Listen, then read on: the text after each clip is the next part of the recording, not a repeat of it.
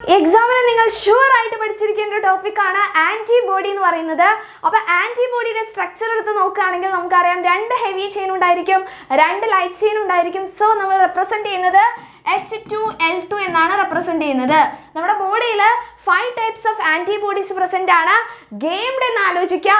That is IgG, IgA, IgM, IgE and IgD.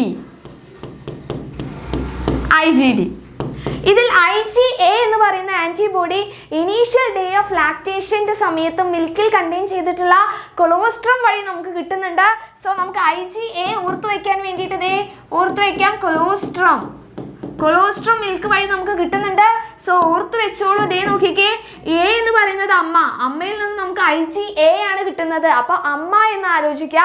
അതേപോലെ IgE എന്ന് പറയുന്ന ആന്റിബോഡി അലർജിക് റെസ്പോൺസിനാണ് വരുന്നത്. Allergic response.